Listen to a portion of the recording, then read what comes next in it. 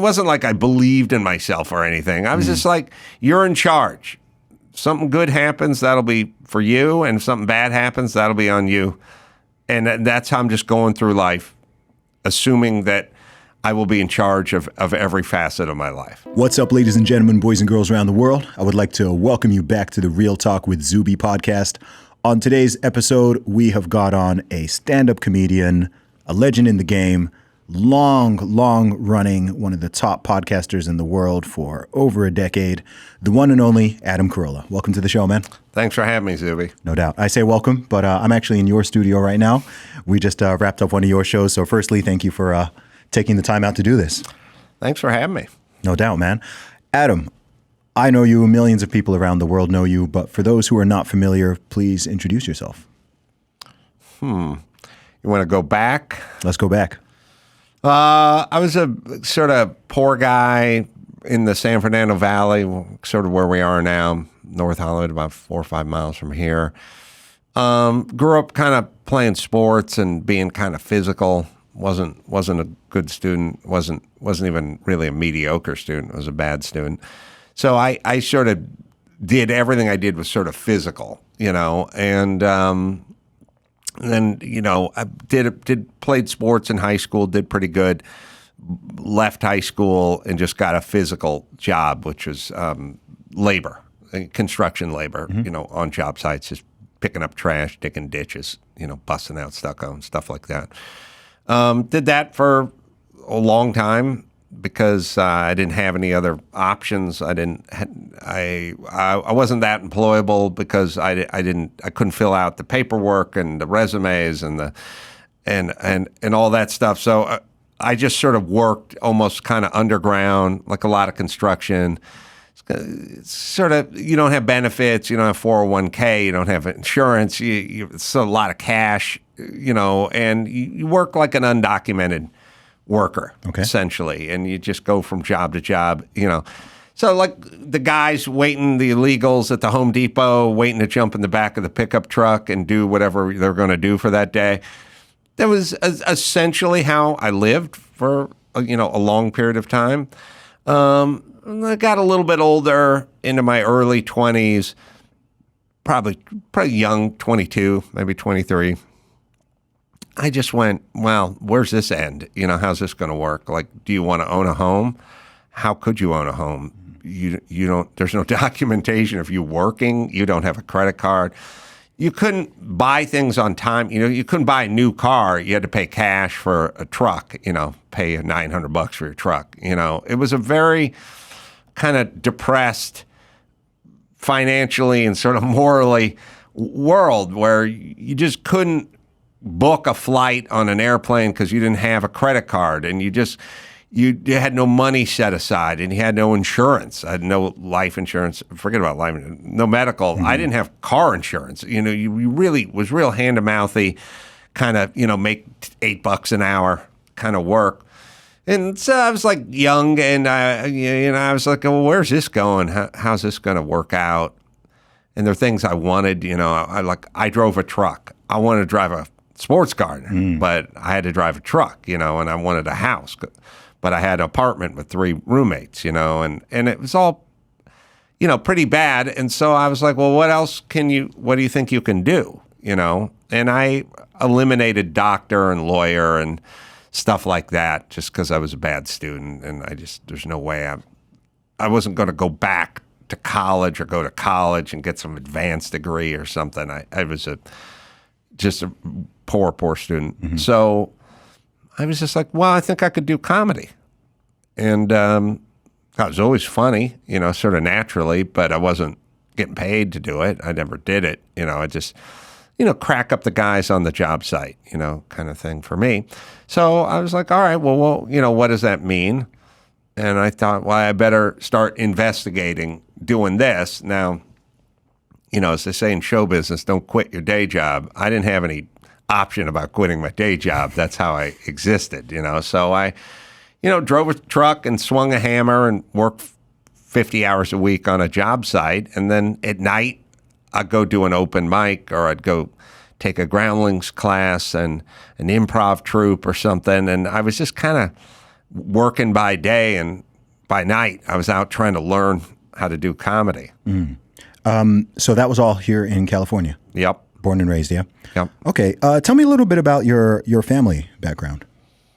Poor. Okay. And kind of downtrodden, a little depressed, but not poor and depressed in a sort of white trash kind of way. My family was educated for the most part, had little problems with work ethics. They're really hard to categorize because they sound like alcoholics, but they weren't, Okay. And they sound like drug abusers, but they weren't. And they sound like they would have been abusive parents, but they weren't. My family was every man for themselves. They didn't look at kids as things to be taken care of. They just looked at it as a liability, And they didn't have money. But they weren't, they weren't poor. Nothing novels were made of. They were just boring poor. Okay. But not destitute poor. We had a house. The house was my grandmother's house. She had a rental property, and she let us live in it. 1 bedroom, 1 bath. Little 800 square foot house in the valley. My dad worked a little bit as a substitute school teacher, and my mom was welfare, food stamps, that kind of stuff, and living in her mom's house, sort of squatting in her mom's extra house. And So they were they were separate? Yeah, well, he moved out, So here's how much money my dad had. When they got divorced, when I was about 8 or 9, I guess, they never got divorced because they didn't have any property. He didn't have any money. There was nothing to argue over or divide. He just moved out. Gotcha. And when he moved out, he initially stayed at his in-laws' house in a spare office room. Like, he went to his in-laws, went to my mom's parents, and stayed there. He didn't have enough money for an apartment or a hotel or anything like that. He just left, and then he sat there.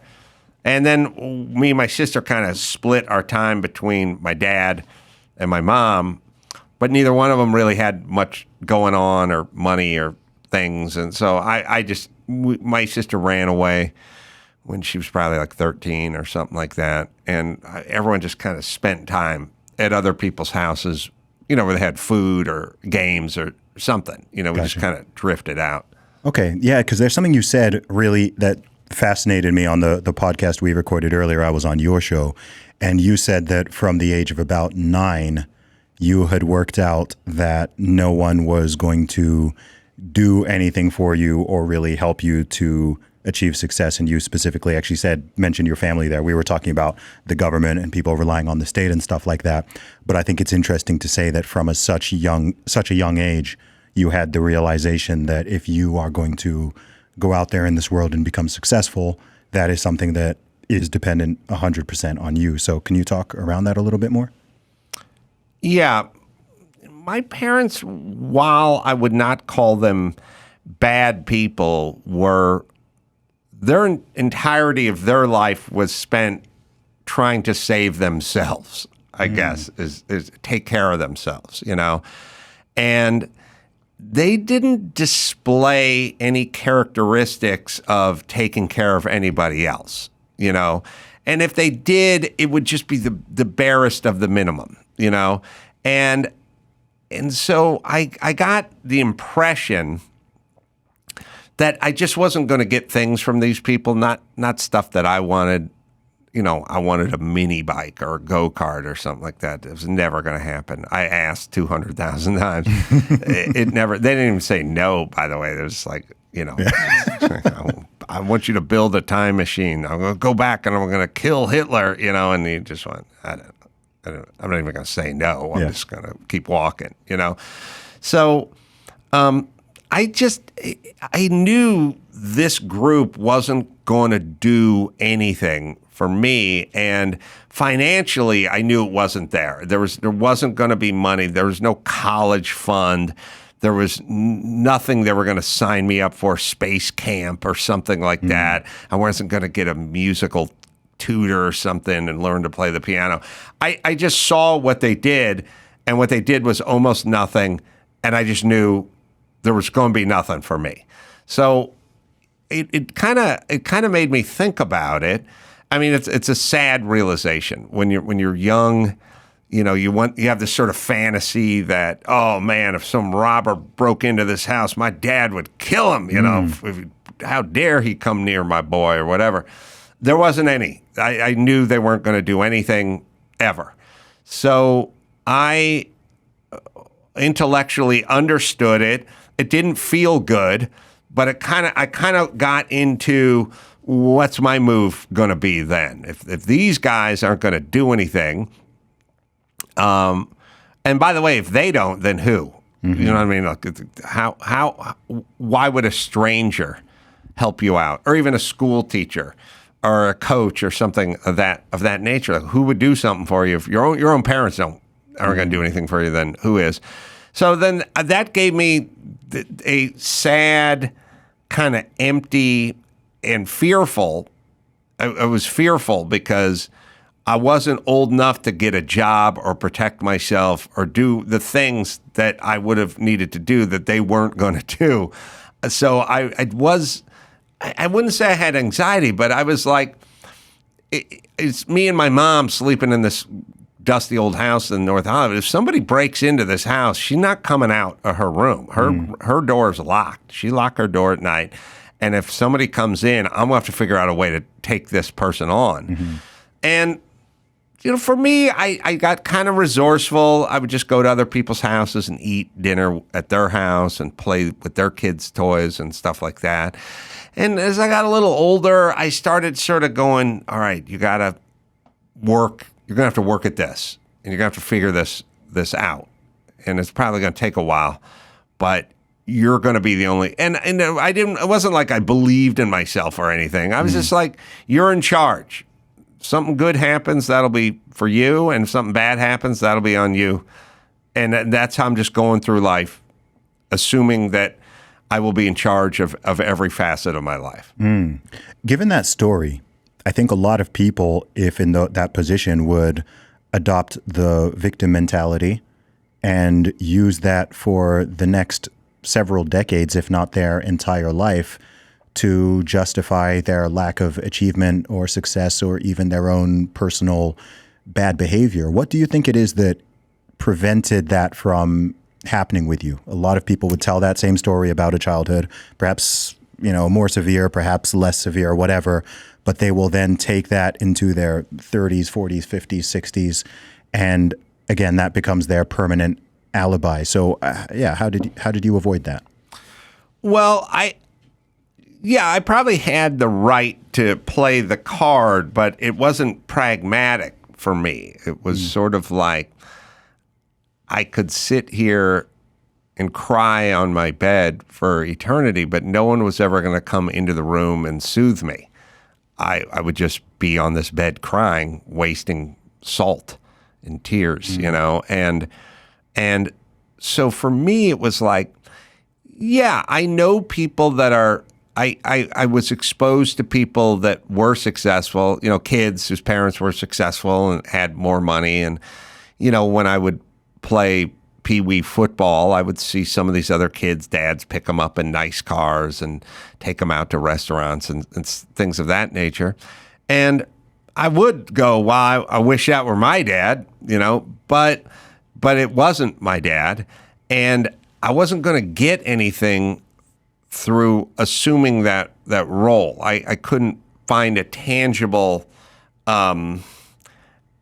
path. You know, if somebody said, look, if you pout long enough and hard enough, you're going to get a Ferrari, I would have said, okay, I'll give it a try at least. Yeah. But in my estimation, nothing came out the other end. And so it didn't seem practical to me. It seemed like you want that Ferrari, right? Yeah. Well, you can pout and you'll never get the Ferrari, or you can go bust your hump, and you'll probably not get the Ferrari, but maybe there's a chance you get the Ferrari. And that was that was my mentality. So very pragmatic from a young age, essentially. Well, you had to be pragmatic if you came from my family, because there wasn't any pie in the sky anywhere. There wasn't any delusions of any kind of grandeur, or there wasn't anything. I mean, it was not like, you're going to go, my son's going to be the best doctor in the land, or it was nothing. It was just, everything sucks. You get out of the house. It's hot, no air conditioning, heat, just go do something. And it didn't from a pragmatic standpoint, make sense to me to be a victim. I mean, spiritually, I never liked, just in general, I always had some sort of integrity or something that was just sort of in me that everyone thinks they have, But I bring receipts. Okay. I bring receipts. The best trophy, this'll kind of encompass many things that have shaped me, or you'll get some insight into who I am. When I was, must have been about 10 years old, the only thing I did well is I played football well, American football well, and that's all I had. And so I loved it, and I clung on to it with like both hands, and it became a lifesaver for me. But it's all I had. Everything in my family and school and grades and everything was bad except for football. So, and I was good at it, and so I liked it. And I thought about it all the time and stuff like that. And then one day on Christmas time, the season ended. I didn't win any awards. And one time around Christmas, shortly after the season ended, I was at my grandparents' house, who lived also in the neighborhood, and there was like a knock on the door, and it was one of my football coaches. And he was there with a box. And it was a kind of a flat white box. It was the kind of box you'd put a nice dress shirt in or something. And he said, I have this for Adam. And I got excited because I thought inside of the box was an East Valley Trojans windbreaker. I could never afford, the other kids would get the windbreaker with the patch on it, and their name, would be embroidered into it and stuff, and they'd sew a little football on it and sew a little star on it. I was like, oh, one of those windbreakers. But they were probably $11, There's no way I was getting one of those windbreakers. So when he presented this box to me, I was like, oh my God, I'm getting a windbreaker. And when I opened the box, was a trophy. And I was initially very disappointed. I was disappointed in general. I wanted the windbreaker over the trophy. Now, that's insane thought, number one, because anybody can go pay $13 and get a windbreaker. But the trophy, that means something, But for me, I wanted the windbreaker. So I saw it was a trophy. And the trophy read best all-around offensive and defensive player. And I still wanted the windbreaker, but I was happy to have this surprise. Mm-hmm. And it's one of the few sort of nice surprises. My childhood was not a happy surprise, but this was.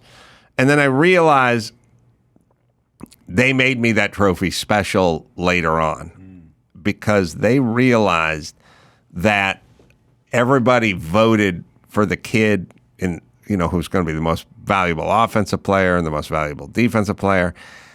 And they knew, because of my spelling and my writing and how atrocious it was, they knew that I didn't vote for myself. Okay. I voted for this kid and that kid. Because even when I was 10, I didn't think it was appropriate to vote for yourself. But all the other kids voted for themselves, right? So I lost by a vote, but it's because I didn't vote for myself. So everybody else voted for themselves, or? That's what the coaches surmised. Well, that's what a 10-year-old would do. Yeah, You'd go, funny. Well, also, the 10-year-old who voted for themselves. No, I mean, they'd say, like, best defensive lineman. Okay, well, there's only 5 guys who play defensive line, so everyone would vote for that part, but all the 5 guys would vote for themselves. Gotcha. I didn't. Okay. And I didn't on the other side of the ball either. So they figured out that I lost by a vote on offense and defense, and I didn't vote for myself. And I had low self-esteem. Like, I just didn't think, I thought I'd get into trouble or somebody would find out and think poorly of me or something. So I didn't vote for myself, and I was disappointed that this trophy that was the best defensive and offensive player was not a $12 windbreaker. And that's where my head was at, and that's how I sort of went through life. That's funny. So you got into comedy in your early 20s. Talk me through that journey. I was 20 in my 22, whatever, and I said, well, maybe you could do comedy, but you don't have any training in comedy, and you don't have any official background in comedy. You've never been on stage before. You don't know anything about this other than you're funny, which is good, but you have no experience. So I said, well, let's try to be realistic about this. You're not going to have any success early, and nor should you want success early because you don't know what you're doing. So why would you want success early? I don't think you'd be able to handle it, or figure it out or maintain it, So I said, all right, look, you don't really need to do anything in your 20s per se. It'd be nice, but I said, look, by the time you're 30, you have to do something that's creative. And I did not specify on stage or on camera or behind a microphone, which I really didn't think of myself as. I thought of myself as I really thought of myself as I work for some company that writes funny greeting cards. Okay. And I just sit in a room with 5 other guys and I go, how about this one? And then someone would have to type in the card, but that's who I thought I was going to be. And, if I could make $40,000 a year doing that and have insurance and a couple of sick days a year, I thought, well, that's a hell of a lot better than being on a construction site, digging ditches all day, So that was it. By the time you're 30, now, maybe you'll be on stage. Maybe you'll be in radio. Oh, maybe you'll be on TV. I don't know. But those aren't the rules. The rules are doing something other than moving cinder blocks and climbing up on roofs and underneath apartment buildings and stuff like that. Something with your mind and something creative and maybe something that uses your sense of humor rather than your back. And you have until you're 30, so go train because, again, if you're not successful at 27, it's not the end of the world. But if you're 37 and you're not, that's not good. So get going and you got time. And that was just something that you told yourself. That didn't come from anyone else, yeah? No, that was alone. That was none of this was going to come from anybody else. Yeah.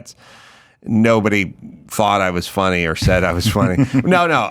Many people thought I was funny, but nobody said you should do comedy. Now, like in terms of people do that, they go, "Oh, what'd your family think when you got into comedy or whatever?" I said, "I didn't." First off, I didn't tell them. Number 2, they wouldn't care. And number 3, I could ask a homeless guy, "What do you think about me getting into comedy?" It'd be the same answer. Like, why are you telling me? Go do whatever you want. Just don't do it in the house.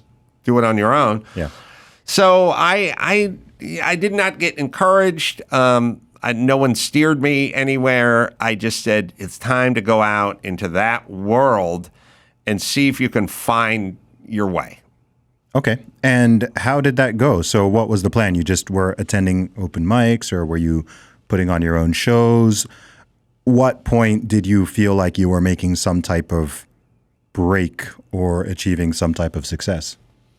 I started in, improv troupes and collaborating and writing sketches and working out improvisational techniques at the Groundlings and later on Acme Theater, which I helped to form way back in the day.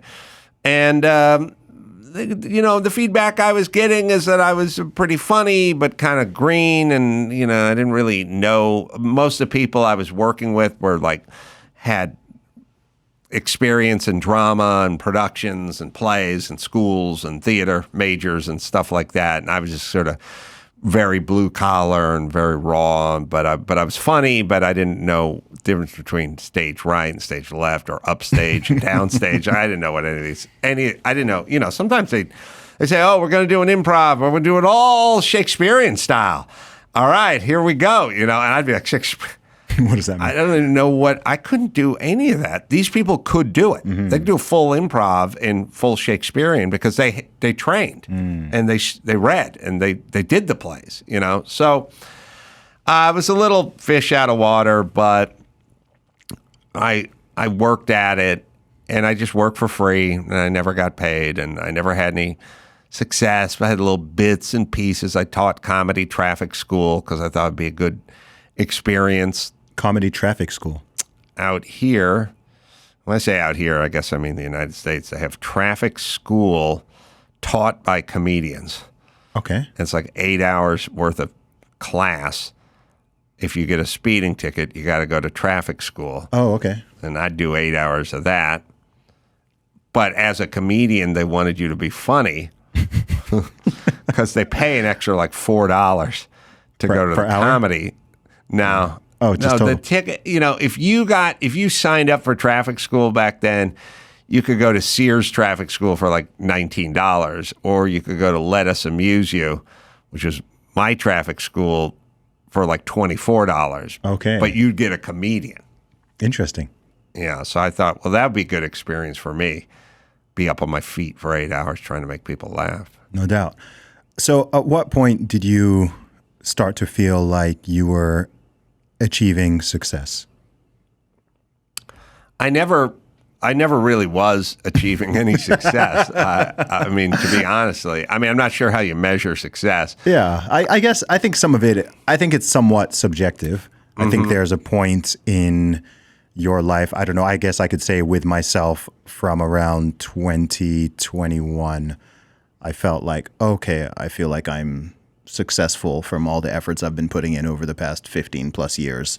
I'd say that would be the year where I was like, okay, cool. Like by various measures and certain aspirations, I've achieved a level of success, nowhere near the peak of it or what I'm capable of doing that I'm going to do in the future. But I'd say that was like a turning point. Well, so I never had any financial success in comedy at that point. I taught traffic school. I got, $80 for an 8-hour weekend or $85 or something like that. I kind of looked at that as being paid, to do comedy, even though, it really wasn't. But I still was proud that I wasn't swinging a hammer to get paid. I'd only gotten paid to move boxes and lift things and stuff like that. So, to get paid for my mind was something that was important and I was proud of because it never happened to me before. Because I grew up with work is work. Yes. Like you work, you don't sit and you couldn't sit and be at work. You'd have to be up on your feet doing stuff. And so, comedy traffic school and I got paid a little bit and I get an occasional gig doing something, somebody's birthday party or something somehow. But no, there was no money and there was no success, but there was a lot of training and a lot of repetition and a lot of understood my way around an improv stage and troupe and experience, Gotcha. And then at a certain point, I was starting to kind of come to grips with the fact that maybe show business was not going to be a way I made my living. So I started thinking about other interests and passions that I had, and one of them was boxing. Okay. And so I started to see these places open up that have these white collar boxing, where like they taught boxing to attorneys and professionals, not fighters. Gotcha. And so I was like, yeah, I feel like that'd be a fun job to have because, again, I get to work with people and do stuff I like, and I was good at it. I was good at instructing and stuff. Okay, do you mean as a coach? Yeah. Okay. Yeah. I was, I was a decent boxer. I was probably a better coach because I could explain how to do it and use some metaphors and things like that. So I found my way to a place where a guy went to college with a friend. He opened this place called Bodies in Motion and so on and so forth. And I kind of went in there and I went, hey, I'm a friend of your friend Robbie's from college, and I want to teach, And he said, well, we only hire champions or ex-champions, so no, And I was like, I think I'd be good at this, And he's like, I don't really care if you're good at it. I got to say such and such champion teaches the class because I let Joe Blow teach the boxing class, So I was like, okay. And as I was talking to him, I was looking behind him, and he had like heavy bags laying on the floor and a speed bag station and stuff on the wall, but on the floor, stuff that needed to be mounted and like hung up and stuff like that.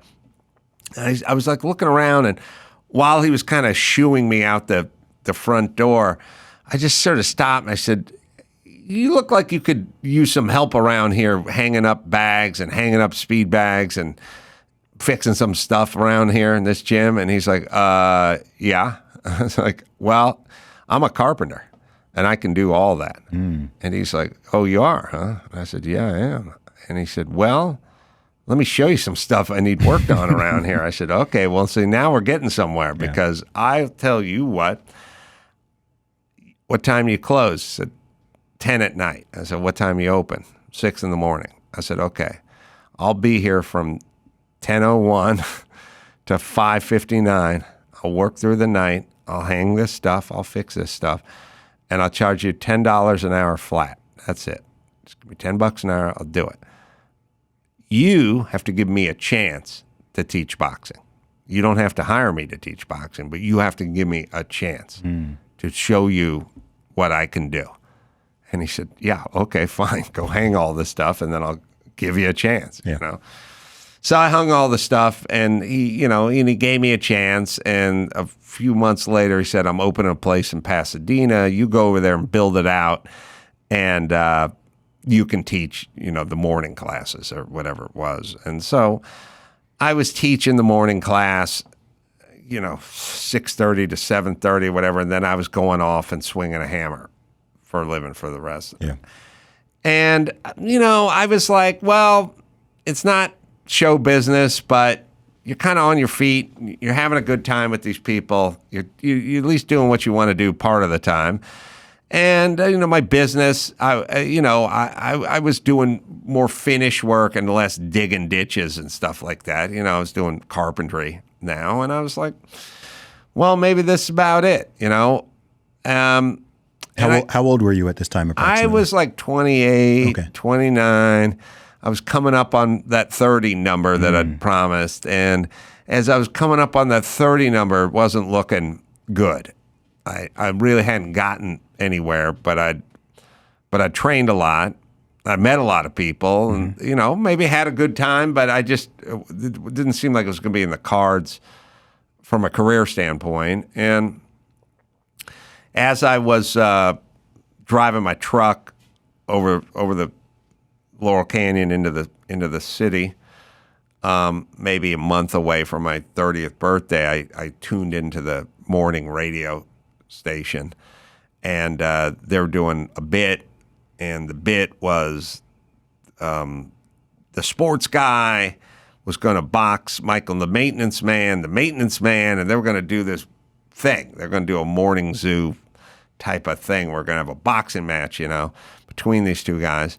And they were saying, okay, we're going to need equipment and trainers and a venue. And if you own a venue or you're a trainer, or we need ring girls, and I'm driving my truck going, oh, wow, whoa, I'm a trainer. And radio, I love radio. I could see, maybe I could train somebody and see the inside of a radio station, And so when I got to the house, I didn't have a cell phone, but when I got to the house I was working on, I asked if I could use the phone. I called the radio station, and I kept calling the radio station. They never returned my calls, and I kept hearing about them talk about this boxing match the next day, and I kept calling, and eventually I went down to the radio station, but the building was locked, and I couldn't get into the building. It was a commercial building in Burbank.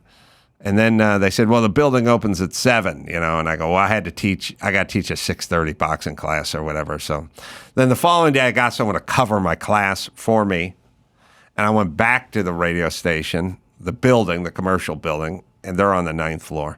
And I went up to K-Rock to the 9th floor, and the suite is closed. The business hours are 9 a.m. to 5 p.m. Mm-hmm. So now I found myself standing in the hallway by the elevators going, damn, what do I do? They're not going to open this place for another couple hours. But I knew the morning crew was in there. They're in the building, but I can't get into the suite, Even if it was open, the receptionist is not going to let me walk into the radio station, studio. So I'm like standing out there in the hall, kind of trying to figure out what I want to do. And a guy comes up the elevator, and he's got like a key card or something. He's going to the back door with the key card. He works there in some capacity, or he's, filling the vending machine or something. I don't know what he's doing, but he's heading back there. So I start walking with him. And I said, hey, you going into the studio? You going into the station? Yeah. I said, there's a boxing coach standing out in the hall. That'll be me. I'll just be waiting out here by the elevator. So when you go in, tell him there's a boxing coach by the elevator just waiting here. Said, I didn't even know if he said okay. He just sort of like waved his hand or something. He went in. And then I just stood by the elevators for half an hour. Mm-hmm. So I assumed people were on the air in between. Wasn't a priority. And then at some point, some guy comes walking down the hall, some young guy. And that's Jimmy, the sports guy, one of the guys. He comes walking down the hall, and he just walks up, and he goes, you the boxing coach? And I said, yep. And he said, okay. And I said, okay. And he goes, you want to start? Yeah. I said, yeah. And when do you want to start? He said, you want to start today? I said, let's start today. I'll give you directions to the Pasadena Bodies in Motion I'm teaching in, and I'll start teaching you to box. He said, all right, I'll see you at noon. And he went back into the K-Rock. And that person was Jimmy Kimmel. Okay. But he was 26, and he didn't have a lot of juice at the radio station at the time either. He was doing the sports. So I knew that he could help me get into radio or get into something radio. I want to get into radio. And I knew I had to convince him I was funny. Yes. But I couldn't really come on too strong because I was his boxing coach. I didn't want to think I was just there trying to get my resume under the door, So I stuck to boxing at the beginning, but I worked in some comedy, along the way. And then kind of at some point, he was just like, man, you're funny, And I was like, good. And so he said, what do you got? You got any tape or what do you do? And I go, I did this and I do that, but I don't really have. But I had a VHS tape of me doing some public access show at the Eagle Rock public access station or something. I said, that's all I got is this. It was crude, Yeah. And he took a look at it and he was like, it's crude and it's raw and it's whatever, but I see something in you. I can tell you could do this, and I could see that in you, And then, we had the boxing match, and he lost, and that was on about 3 weeks down the road. And so now I'm about to turn 30, and I say to Jimmy, what can I do? What can you help me? How could I be part of this radio station, of this morning show? What could I do? And he said, well, what do you do? And I said, well, I crack wise. I make everyone funnier. I get in between people and keep the conversation going, And he said, well, they don't need that because Kevin and Bean, the morning show, that's what they do. So they don't need, they need you to do? I said, well, I don't know what else to do, And he said, well, you want to come up with a character. If you come up with a character, I could get you on. I'm not going to tell them you're the boxing coach, because if I tell them you're the boxing coach, then they're going to go, come on, give me a break. Yeah. I'm just going to tell them there's this guy, I think he's funny. Let him just call in on Monday. And he said, they're probably not going to like whatever it is you're going to do, and that'll be about it with that. But, if it works, maybe you call in the next Monday. And there's no pay or anything, but you could get on the radio. So I had the weekend to come up with this character, and I immediately fell back on all my Groundlings improv training. Yes. And I sculpted this character with a whole life and motivation. Why is he calling? And who is he? And where does he work? And what's his name? And what's his family like? And I constructed this whole thing just because I had so much experience by then building characters. And I called in, and it worked. And Jimmy didn't have much pull at that point because he wasn't too high up over there. But he was like, yeah, they liked it. They thought it was good. Try again the following Monday. We'll see what we can do. And I was like, oh, thank you, man. Thank you. And I called back a few times. I turned 30. I still wasn't getting paid, but I was doing something now. I was part of something. And then the character just blew up. Okay. And became a sensation. What was the name of the character? Mr. Burcham. Okay. The woodshop teacher. And I got signed by William Morris because they listened to the morning show and they loved Mr. Burcham, and everyone loved Mr. Burcham. And next thing you know, I was hosting Loveline, the syndicated radio show, and making hundreds of thousands of dollars, and it just all blew up like immediately. So right after I met Jimmy and I got onto radio, I went from destitute, no insurance. The first thing I had to do was pay the IRS off money I owed them. I had nothing to buying a house in the Hollywood Hills like a year and a half later. Wow. It was crazy. What was that like? I was up for it. I was like, I bought myself a Nissan Maxima with a leather interior, Okay. And I was like having a credit card and insurance and living in a nice home in a nice neighborhood and driving a car that wasn't a truck, I drove trucks when trucks were trucks, not nice, and not sweating through my shirt every day for work and writing jokes and hanging out with Jimmy and eating lunch, at a nice restaurant and stuff. Like I was like, oh man, this is what I've always wanted. This is what I wanted to do, and this is why I did this. I wanted to buy a nice car and enjoy going to lunch and sitting indoors eating lunch, not outside on a drywall pile, and so like it was real nice, but I was also like, I got to make up for lost time. Like I've been spinning my wheels for 10 years, doing nothing, So Jimmy, let's get going. Let's do some shows. Let's figure some stuff out. Let's go. Let's try to get this horsepower down to the rear wheels. Like I want to. Now I don't want to survive anymore. I want to thrive. Yes. At this point. So Jimmy and I started, going, all right, let's collaborate. Let's work on stuff together. And what was it that you guys created? We created the Man Show, and then we created Crank Yankers. Okay. And then we created some other shows as well, but those were kind of the notable shows. I've heard of the Man Show, but I guess it was before my time, certainly before I was aware of all the things that you were doing. So when was that started, and what was the basis of the show?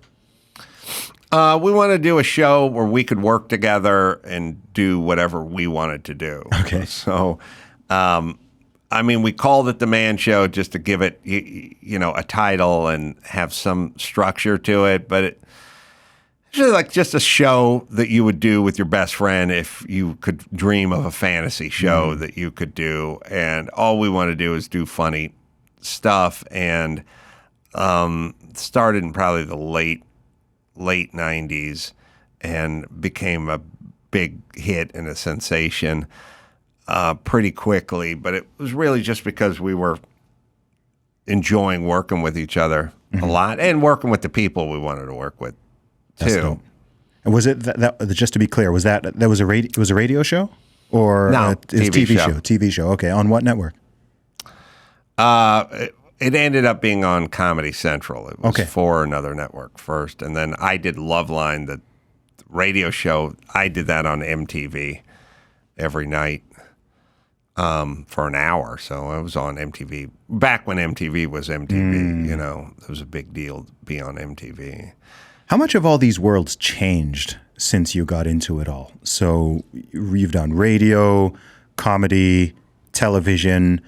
I mean, talking about things happening back in the 80s or the 90s, these industries and the Overton window within them was, I imagine, in a very different place to where it is now. So what have you yourself seen over the course of those few decades? How have you seen it change?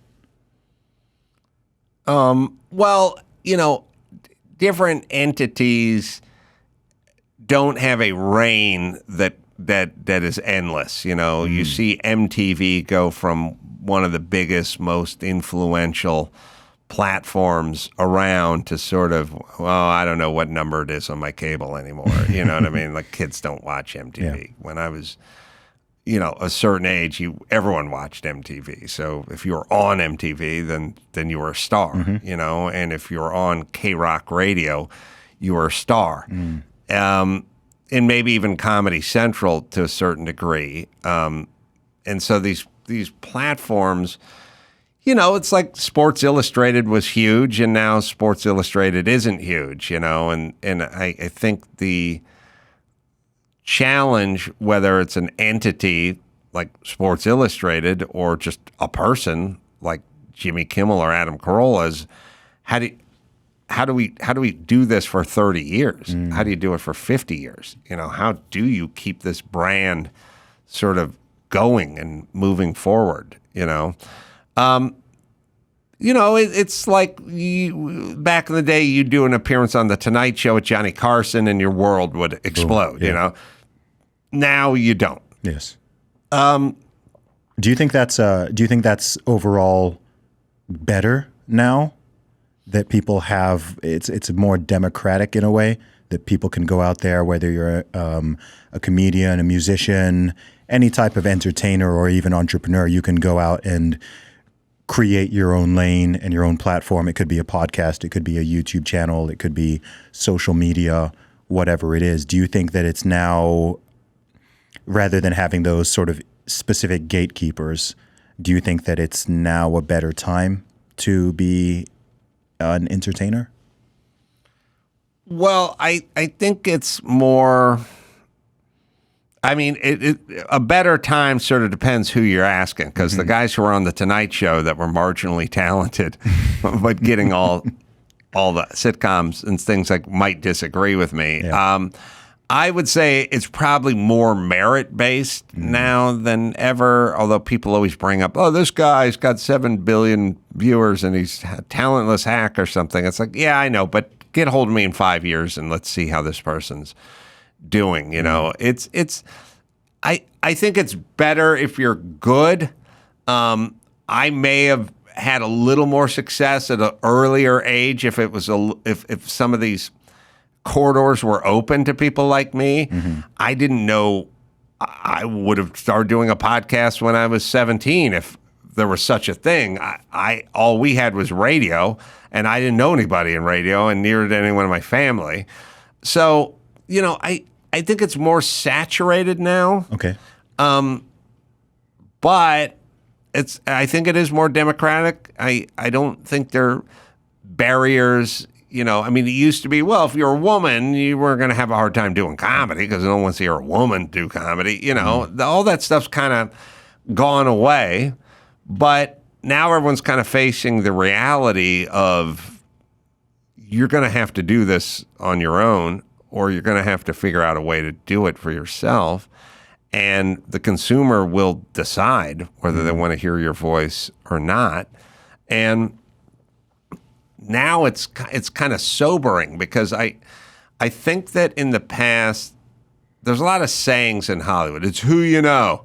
It's who you know. It's luck. It's a combination of luck and who you know, which back to the victim mentality, you just go ahead and pawn off your lack of success on some happenstance or not knowing the right people. So it was always about knowing the right people, who you know and stuff. And that's always going to be a characteristic of almost any business. There is going to be an element of networking and who you know, and coming out and taking unpopular stances about COVID and things like that are not going to help push your career along. I'm here to tell you. But there isn't a bunch of gatekeepers between you and the audience. Yes. Now, I've heard a lot of comedians complain about the excesses of political correctness, or the term that people now generally sort of call wokeness, and how it has affected comedy and comedians. What is your position on that? Do you agree? Do you think it's a little bit overblown? What are your general thoughts on that, as you've been in it for decades? It's something, people who have something to protect tend to try to protect it. And comedians that are popular and well-known tend, I think, during this period to probably be less edgy, because they're trying to sort of protect a brand. And there's a lot of endorsements. And, I ran into a pretty famous comedian who, I won't out him by saying his name, but he does a lot of endorsements. And I just in the green room of the improv with him, and we're just sitting there alone, and he just looked at me and he went, "Must be nice saying whatever you want." And I said, "Yeah, I do enjoy saying whatever I want." And then I realized, by implication, he wasn't saying what he wanted, but he was getting paid, And there's a strong element of that. It then also creates a bunch of people at the lower level who don't have anything to lose, who are now rising up fast because they're saying what the rich guys should have been saying, but they're too busy protecting their lead. You know what I mean? So all of a sudden, there's these guys that have come out of nowhere in the last few years that are like, "Oh, this guy's a big name now. We hadn't even heard of him before because he's saying the stuff they're unwilling to say." That's so interesting. So they've essentially, by them stifling themselves and self-censoring and essentially appeasing the powers that be so much, they've created an open lane for young up-and-comers who are willing to take those risks and be a bit more edgy to actually find fame and success. Yeah, in a way, just like they created Tucker Carlson or Joe Rogan or Ben Shapiro. You guys started clamping down in this sort of legacy media world and stuff, and you created these guys that said, you're going to find, you run a oppressive regime and you're going to create some rebels, you know what I mean? And others are not going to go along with it, and some are just going to get shot. But you will create these characters. The French underground didn't exist because it didn't need to exist, and then Germans and Nazis occupied France, and then a French underground existed. That was created because of this other thing. So they are creating sort of simultaneously while trying to police. That's the phenomenon I feel like we're living in right now. Yeah.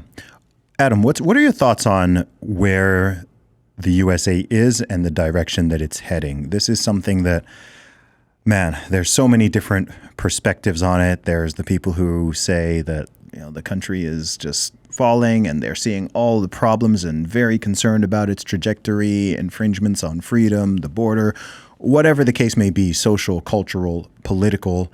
And then there are other people who have a much more optimistic worldview and who think that things are continuing to incline. What's your overall take? You can answer this at whatever depth you want to go into about just the direction you see the USA going in. I think we're going to kind of splinter off into what I refer to as safe spaces and octagons.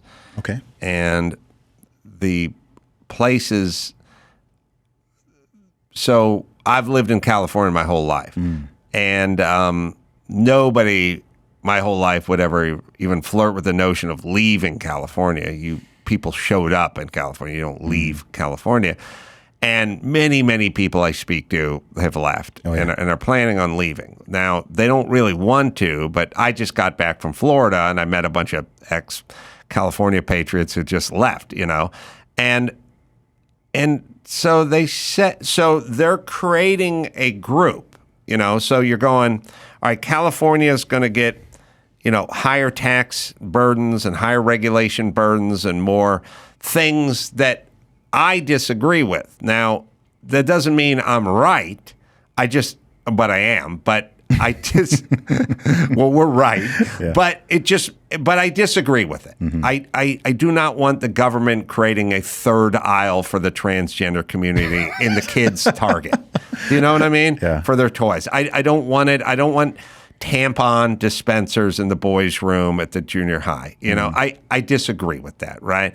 And I disagree with the regulation, and I disagree with a lot of the taxation, and I disagree with a lot of it. Yeah. So eventually I'm going to end up in Florida with the other people that disagree. I was about to ask, what is it that keeps you in California? I know so many people, many of them very prominent individuals, who have left California over the last 4 years. So what is it that keeps you here, or what is it that would push you? Well, I have twins, and they'll be graduating high school in 4 or 5 months. And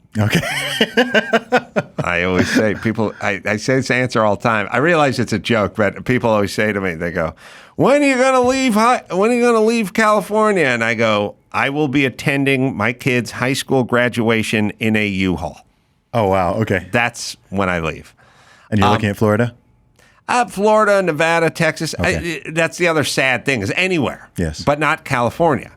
And so what's going to happen is we're going to create safe spaces. And if you want to trans your kid or get a free abortion or you love illegals or whatever it is, and you want big states telling you what to do, and if another pandemic rolls around, you'll have someone to cut down the volleyball nets at the beach.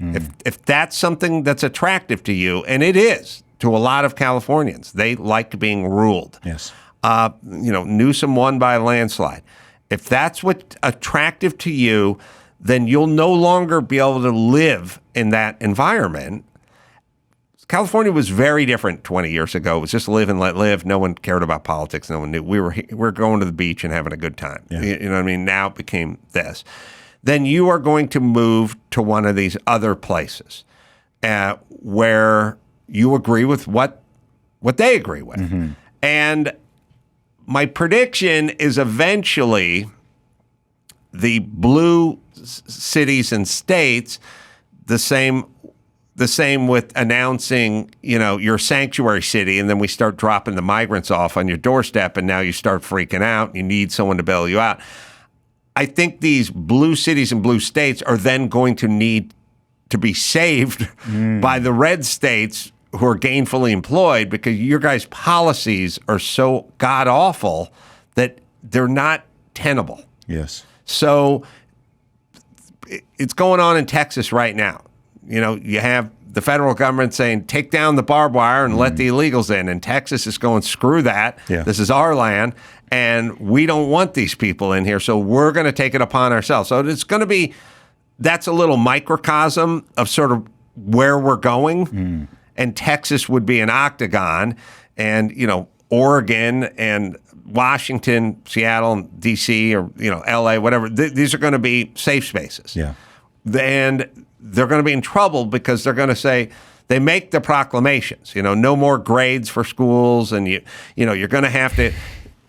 anything under $950 a misdemeanor. It's not, and homelessness is not a crime, and all this kind of stuff. And now you will find that that's what you're going to have. And as long as we do here in California, as long as you're blaming Toyota for getting their catalytic converter stolen and not blaming the thieves who steal the catalytic converters off the Toyota, then you're going to decline. And that's what we're seeing right now. Yeah. So this century, you see increasing balkanization within the USA. So red states perhaps getting redder while blue states get bluer. Yeah, I mean, there are a handful of people who leave the blue states and obviously bring their insane policies with them, but it's not going to be tolerated. Yeah, I actually, this was like 2 years ago. I met, it was a friend of a friend, not someone I just met that day. It was a young woman from California who had moved to Austin, Texas. And I was asking her just about moving to Austin and what she thought of it. And she liked the fact that it was clean. She liked the fact that it was safe. She mentioned a whole bunch of things that are a result of somewhat more conservative government that she liked. But then she was hypercritical of the same conservatism, and she started railing about Republicans and this and that. And I was just like, this is so funny. the lack of awareness here to simultaneously be railing against conservatism and conservative policies whilst also being grateful on a human level for the benefits that they afford you, but the dots not quite connecting in the brain. I thought it was quite an amusing conversation. Yeah, there's a lot of that amongst those people. And, they want to, I mean, they were all, look, they all wanted to defund the police, but they wanted their own escorts and attaches for security and stuff. It's all just sort of, it's all of it can all be condensed down to sanctuary cities. We're a sanctuary city. Nobody's illegal. No human's illegal. We welcome everyone from all diversities and all lands and all whatever. And as soon as the buses start showing up, they throw their hands up and yell, "We're not prepared to deal with this problem." Yeah, that's essentially how their politics work. I like the part where I would announce no one's illegal and love is for everyone and we're a sanctuary city. That's all fine, but you have to have I'm all for defund the police and have community ambassadors, but it's got to work. Yeah. And it never does. No, unsurprisingly. A while back, you wrote a book called In 50 Years, We'll All Be Chicks. I hear a lot of talk these days about the crisis of masculinity and the state of the modern man and how much young men are struggling. These are big, increasingly large conversations. Why did you title the book? Why did you give the book that title to begin with? I sensed something was happening, even though I didn't really know it. I just had a feeling about it. I'm tuned in, and I'm pretty well. I do my radar dish faces true north, and I do a lot of calculating with it and tuning of it to keep sure that the signal is strong and that I'm picking up what's happening and feeling it, and it's sort of why I did what I did with COVID. It's like very, very early on, just 7 or 8 days into COVID, I was like, something's wrong. They're not giving us ages of people who died, and I think they're all old, and they're not telling us that. And then why aren't they telling us that? And what are they trying to do by not telling us that? So I was 7, 8 days into COVID, I was like, okay, something's up. Yeah. Early. And everyone else was like, put your mask on and go along. And I was like, something's up. I'm not saying everything out loud yet, and I don't know, but I do know something's up. Yes. And it's not just this. And I guess 15 years ago, I was feeling that way about this sort of transition and masculinity and where we were heading. And we got there faster than I'd predicted. It's more like 15 years. And I you can name your comedy book anything you want, yes. and this wasn't even to me, it wasn't the theme of the book per se. The book was a comedy book that had some of these themes in it, but it was a comedy book. And the publishers will always just say, what do you want to name your book? And you come up with stupid word plays and twists on your name and that kind of stuff. And somehow this landed for me. And I never thought it was particularly clever. I didn't really think it was a play on words, or a turn of phrase. Like I didn't really think it was even that smart. I just felt it was accurate or something. There's something important about it or something. So whatever it is I was feeling was happening. I just couldn't put my finger on it. Mm-hmm. And now that we're, 15, 16 years beyond that, and we are living in a time where some men are quite literally trying to turn into chicks or claiming to be, what do you make of all that? I mean, I think some of it is environmental. You can only be exposed to so much plastic, before you start messing with your chemistry. And like anything, it's an environment meets a sort of societal mores, and and also a perception of what do women want, because guys are constantly trying to figure that one out, for obvious reasons. So, I think it's physical, chemical to a certain degree, lower testosterone levels, lower sperm count, that's going to help. Yes. And then it's also constant bombarding of, and I grew up with this, like if we had a woman president, we'd have no wars, you know what I mean? Like there's a lot of a woman, if we needed a woman. And then you see the commercials, and it's the husband's a buffoon and the woman's smart. There's a lot of media messaging, and has been for the past several decades in the West, which is that men and women are equal, but women are a little bit better. They're a little smarter. It's subtle, but it's also not that subtle if you consume a lot of traditional media. You see it. And it makes sense. Also, there's a kind of a practical application of if you want to be employed and gainfully employed, you can't make a lot of masculine noises. You can't really. It's not going to be good to really be masculine at work, or to let people know, what you think. And just like this little stuff, like, people go like, I would never let my kid play tackle football. It's too dangerous. And then who wants to be the only parent in the room? And I always am going, fuck that. I don't want my kid to be a pussy. Like, let him play football.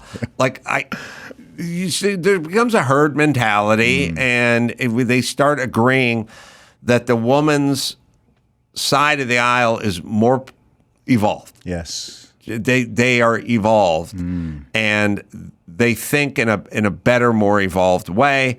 And we need less and less men. We don't have loggers anymore. We don't have, we have loggers, but we don't need vast numbers of guys who can walk along I-beams and put hot rivets into skyscrapers and stuff. Like we're breeding them out. Like we just don't need we need people doing coding, you know what I mean? And, working in the gig economy and stuff. We don't need guys with big forearms who can handle pain, taking care of business at a logging camp, So, I would say it's a lot of forces that are pushing us a direction that is more feminine and less masculine. It's so interesting you say that. I've made the exact same observation, and I think it's what is resulting in a lot of the rising safetyism. Yes, as I call it. It's not safety. It's almost safety as an ideology. Yeah, safety above everything. Safety above Uber Alice. Yes, safety above liberty. Safety above personal development. Yes, safety above just everything. I call it nerfing the world. Yes, instead of trying to make a child or an individual stronger, you try to remove every threat, every potential insult, tiny thing that could, we trigger warnings in safe spaces, right? Anything that could make you even feel slightly uncomfortable or offended, instead of telling you to become more resilient and build yourself up so you can deal with that, it's just, okay, we're just going to X out and cancel and censor and ban all of it down, whether it's a Dr. Seuss book or whatever it is. It's, oh, this person's coming to speak on a college campus. They might say something that some students disagree with, so we're just going to deplatform them and prevent them from even coming. All of this mentality, COVID was the ultimate expression of this, where I wouldn't even say safety. I would say the illusion of safety and the feeling of safety just superseded everything, including basic human rights. And because of this mentality being so pervasive, a very worrying number of people were okay with it. I remember when people started mocking the concept of freedom by spelling it, free D-U-M-B. Oh, really? I didn't see that. Yeah, or even one of my personal childhood heroes, Arnold Schwarzenegger. I don't mean to call him out, but man, when he came out and said, screw your freedom. Man, I don't often have my heart broken by celebrities because I'm not that invested, but I was like, man, I was like, man, like this guy my whole life, like this is like the king of masculinity. I lost a lot of respect for him, especially coming from where he comes from. Exactly. I was just like, how, man, like if you want to wear your mask or you want to do it, like cool, like you do you. But it was it's not enough for me to do it. Everybody else must do the same. I agree. And it's, I think a lot of this stuff is in the name of progress, and there are things like the progressive movement. It's got the word progress and movement in the title. So people go, when does it end? Where do they stop? I go, check the title. Progress and movement. Is there any part of those two words that suggests pumping the brakes, And I've said this a million times, like just because it's a new idea doesn't mean it's a good idea. The Greeks knew about diet and exercise. All right, it's still a good idea. do you know what I mean? Yeah. It's diet and exercise. There is no way you can have the Weight Watchers fudge brownie, dessert, but that it doesn't work. And so not every idea is progress. It's just a lot of it's different. And it's not different in a good way. And they're trying to steer us into this feminine sort of morass that somehow seems like progress. And again, I'm with you. The rounding over every sharp edge and putting a helmet on every kid, it's not good. And it has, there's no free lunches in nature. You're not allowed to do all this and not expect something to come out of it that you didn't anticipate and that you don't want and that does not benefit society. We were meant to be different, and that was a good thing. I would handle the thatching of the roof and you bake the bread, or you go down to the river and clean the clothes, and I'll hunt, or whatever it is we got to do. We don't want two people at the river cleaning the clothes, and we don't want two people baking the bread. Somebody's got to go shoot a deer, and the other has to cook the deer. And you don't want two shooting the deer and no one cooking the deer. This diversity, it's good. Yes. It's a good thing. It's good that you have baked in stuff with women and baked in stuff with men. And somehow we're trying to leach out all of the male qualities, and we need those male qualities in men. And I'll warn women, first and foremost, you don't want this. Yes. You women complain about it. They complain about it all the time. About it. Yes. Now, because when there's a bump in the night, you're both laying in bed, you don't want to play rock, paper, scissors to see who's going downstairs. That's what the guy should be doing. Yeah. It's I've never used this term before, but it's this like gender homogenization. Yes. Until stuff hits the fan. Yes. And then it very quickly reverts back to women and children first, men go out and deal with the problems. Adam, I love your work, man. Massively inspired by it. I love hearing your story of the progress made over the decades. I think there's so many subtle lessons that people can learn from that about perseverance and about personal responsibility, accountability, and not playing victim and not expecting magical things to just happen to you because you breathe air. And I hope that message resonates with a lot of people listening. Is there anything that you have got coming up this year or you've currently got out that you want people to know about? Always got stuff coming out, and there's always stuff going on. And if you go to adamcarolla.com, you could probably find out anything that might be coming up or coming to a town near you. Awesome. Adam, thanks for your time, man. Great to chat to you. Thanks, Zuby.